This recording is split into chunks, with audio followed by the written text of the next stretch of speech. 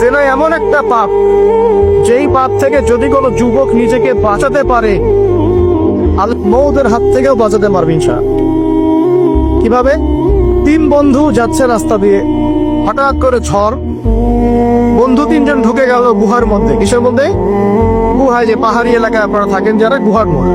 হঠাৎ করে পাহাড়ের পাথর দিয়ে গুহার মুখটা বন্ধ হয়ে গেল। এখন খোলার কোনো অপশন নাই। সবাই বলছে এখন 3 জন, এখন তো আমরা বের হতে পারবো না। সবাই সবার নেক আমলের ওসিলা দিয়ে আল্লাহর কাছে দোয়া করো। কিসের ওসিলা দিয়ে? নেক আমলের ওসিলা দিয়ে দোয়া করতে হয়। জাবিস, মৃত মানুষকে ওসিলা করে তার জন্য নজর মানত জবাই করে দোয়া করতে হয়। নিজের নেক আমলের ওসিলা দিয়ে আল্লাহর কাছে দোয়া করতে হয়। আল্লাহ পাক এখন দোয়া শুনলেন। একজন বলছে, আমি আমার পিতা মাতাকে খুব খেদমত করতাম, তাদেরকে দুধ পান না করে দুধ পান করাতাম না, নিজেও করতাম না, ছেলেদেরকে করাতাম না। আল্লাহ, এই কাজটা তোমার ভালো লাগলে আজকে গুহার মুখ থেকে পাথর সরিয়ে দাও। পাথর একটু সরে গেল। পাথর আল্লাহর কথা সরে কিনা? সরে না? সবাই আল্লাহর কথা শোনে। আগুন আল্লাহর কথা শোনে কিনা?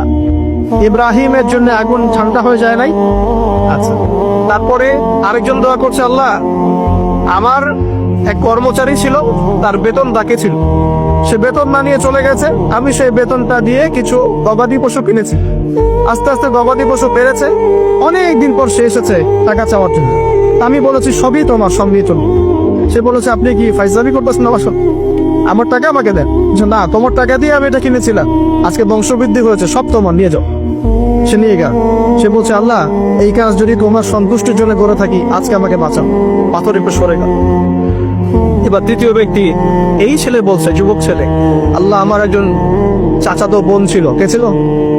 এই যে বয়ফ্রেন্ড গার্লফ্রেন্ড, খালাতো বোন, চাচাতো বোন, এখন তো বিচ্ছিরি অবস্থা।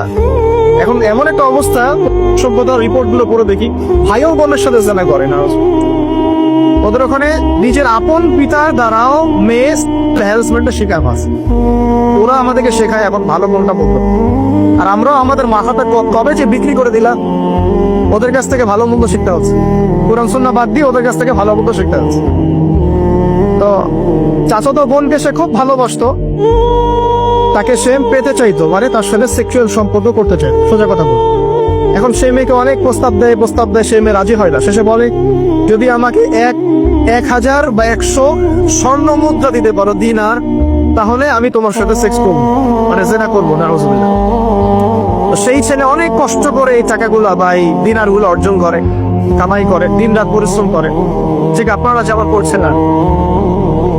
তো এরপর সে তার স্বর্ণ মুদ্রা দেয়, দিয়ে বলে যে এখন আমাকে আমার কাজ করতে দাও। তখন সেই মেয়ে রাজি হয়। ঠিক যে মুহূর্তে তারা সেক্সুয়াল সম্পর্কটা করবে, ঠিক ওই মুহূর্তেই এই মেয়ে বলে ওঠে, হে আল্লাহর বান্দা, আল্লাহকে ভয় কর। আমি সারা জীবন আমার সতীত্বকে ধরে রেখেছি, কাউকে দেইনি। আমি কারোর সাথে এরকম অন্যায় করি নাই, আমি খারাপ মেয়ে নই। তুমি আমার ইজ্জতটা নষ্ট করো না। কে বলছে কথা? মেয়ে। ওই অবস্থা থেকে কি একটা ছেলে উঠে আসা সম্ভব? এটা কি এতটাই সহজ? এটা কিন্তু সহজ না। সত্যি কথা বলতে এই বিষয়টা কিন্তু এতটাও সহজ না। যারা অবিবাহিত তারা হয়তো বুঝতে পারবে না, বিবাহিতরা বুঝতে পারছে।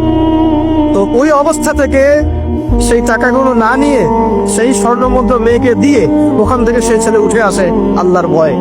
সে এখন গুহার মধ্যে আটকা পড়েছে, আল্লাহকে বলছে, আল্লাহ, ওই দিন ওই কাজ যদি তোমার সন্তুষ্টির জন্য করে থাকি, আজকে আমাকে মৃত্যুর হাত থেকে বাঁচাও।